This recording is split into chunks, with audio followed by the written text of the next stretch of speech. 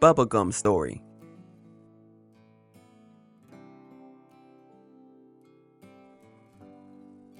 Max had always been infatuated with bubblegum. He loved the way it tasted, the way it looked in its various bright colors. He adored the way it sounded when it popped. Unfortunately for Max, his parents were very strict on how much candy he was allowed each week. He dreamed of creating the largest bubbles anyone had ever seen, but it would take him too long to save up enough bubblegum to achieve that. So, Max came up with a brilliant idea. It was the end of October, and Max was walking around the neighborhood with his mom, his dad, and his little sister for Halloween. However, this year, while he was trick-or-treating, Max made sure to ask politely whether they had any bubblegum for him. By the end of the night, he had more bubblegum than he had ever seen in his life. The very next day, Max packed his treasure chest of candy into his backpack and set off around town.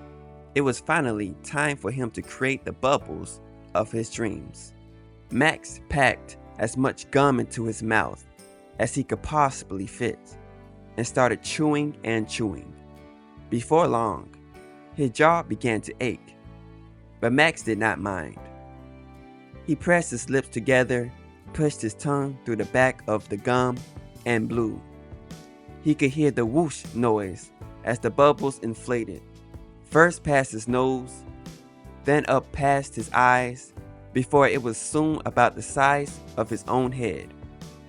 Max kept blowing, and the bubbles kept growing until it reached a remarkable size. Max tied it off like a balloon and let it fly up into the sky. He had now attracted quite the audience. For his next trick, Max put as much bubblegum into his mouth as he could possibly fit, before making 2 dents with his tongue and blowing out of 2 separate bits of his mouth.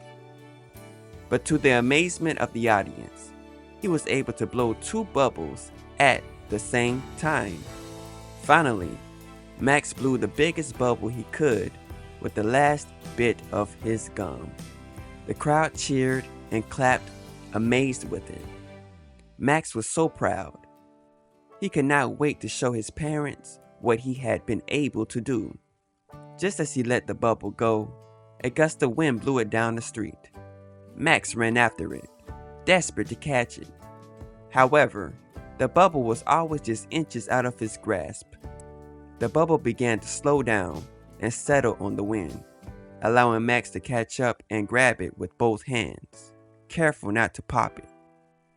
He looked up, grasping as he realized the bubble had led him all the way back home.